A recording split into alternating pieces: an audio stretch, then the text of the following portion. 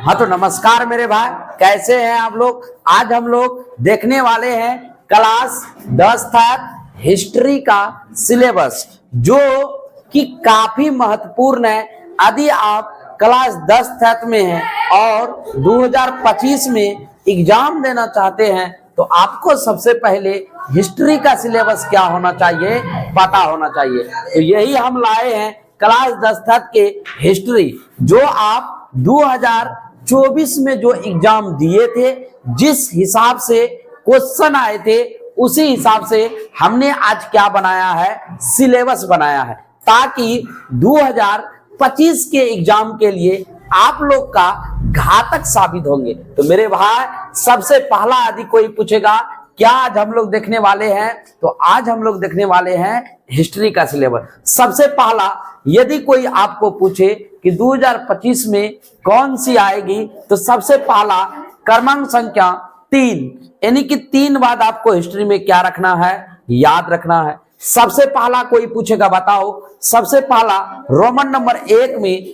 आपको दिखाई देगा ऑब्जेक्टिव बनाना है, लेकिन देगा एग्जामिनर कितना, तो देगा 18 से 19, लेकिन आप अपने हिसाब से क्या कीजिएगा, ऑब्जेक्टिव जितना कंफर्म होके जानिएगा उतना आप क्या कीजिएगा, बनाइएगा। बाकी अपना पसंद इसीलिए हमने लिख दिया है कि कैसे अपना पसंद से, यदि हिस्ट्री का आप 4 ही ऑब्जेक्टिव जानते हैं तो हिस्ट्री का आप 4 ही ऑब्जेक्टिव मारिएगा। बाकी 36 को किसी अदर सब्जेक्ट से जानते हैं, जैसे इकोनॉमिक्स हो गया, सिविक्स हो गया, ज्योग्राफी हो गया, उसका जानते हैं तो आप उसमें मार सकते हैं। बाकी तो ये तो हो गया ऑब्जेक्टिव अपना पसंद के हिसाब से। तुम अपने पसंद से जिस तरह से शादी करता है उसी तरह अपनी पसंद से क्या मारना है, वहां पे ऑब्जेक्टिव मारना। इसी तरह क्रमांक संख्या कितना मेरे भाई, आपको क्रमांक संख्या पहुंचना है 2। जैसे आप ऑब्जेक्टिव बना लीजिएगा,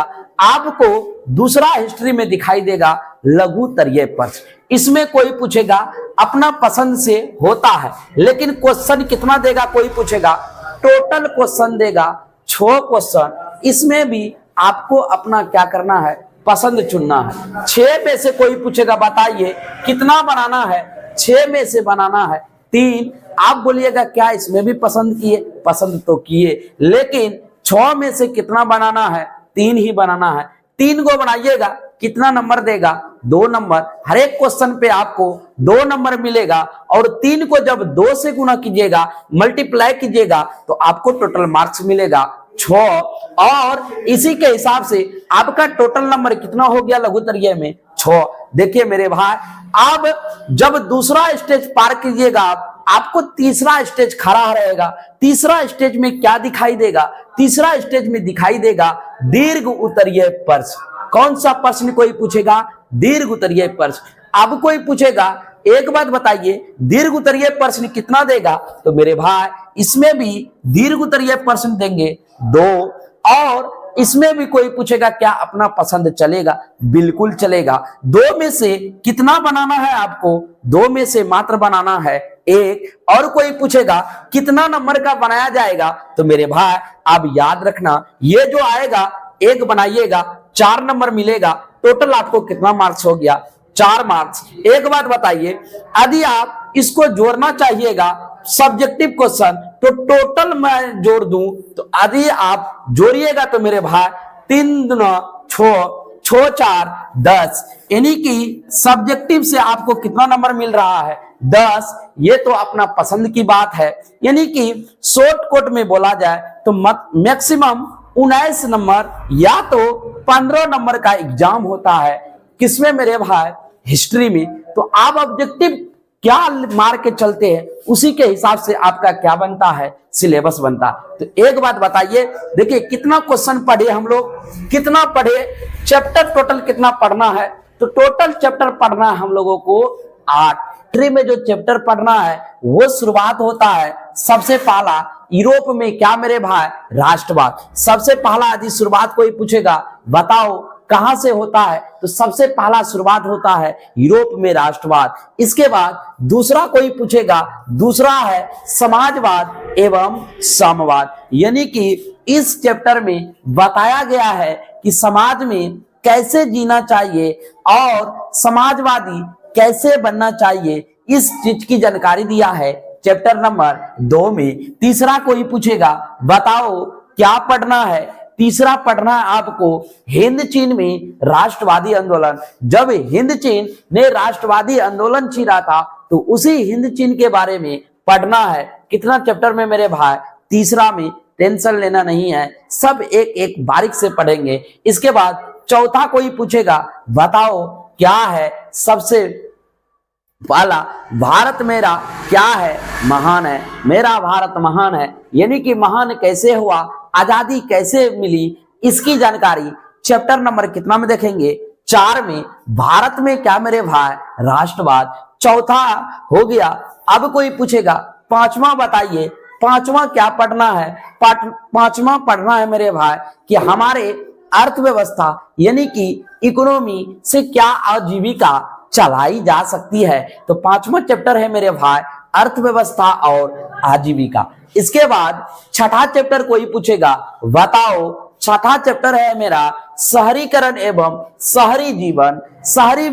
शहर में कैसे रहना चाहिए और शहरी जीवन कैसे जीना चाहिए, यह भी बात बताया गया है चैप्टर नंबर 6 में। इसके बाद सातवां कोई पूछेगा बताओ, अब कोई सातवां यदि जो व्यापार करना चाहते हैं वो चैप्टर नंबर 7 बढ़िया से पढ़ लीजिएगा, क्योंकि यहां पर बताया गया है व्यापार और भूमंडलीकरण, यानी कि व्यापार और भूमंडलीकरण कैसे किया जाता है। इसके बाद जब सारा चीज पढ़ लिए, सारा चीज कर लिए, तब आएगा आपके पास मीडिया। इसके बाद यानी कि हम लोग को चैप्टर नंबर 8 में दिया गया है प्रेस संस्कृति एवं राष्ट्रवाद, यानी कि कैसे प्रेस का विकास हुआ, कैसे मीडिया का विकास हुआ और कैसे राष्ट्रवादी आंदोलन हुए। ये तो मेरे भाई टोटल कितने हुए? 8 चैप्टर हुए। लेकिन मैं एक चीज रखा हूं, कोई पूछेगा बताइए क्या रखे हैं? हमने आपको इतिहास की जानकारी नहीं दिया है।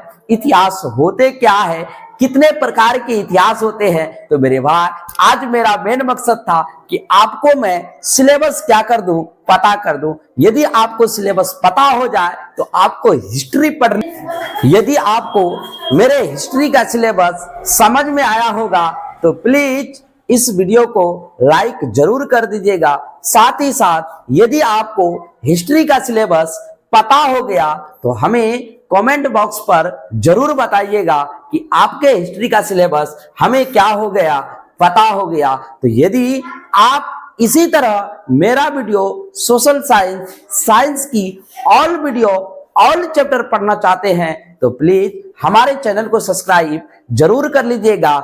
मिलते हैं फिर किसी नेक्स्ट वीडियो में, तब तक के लिए जय हिंद।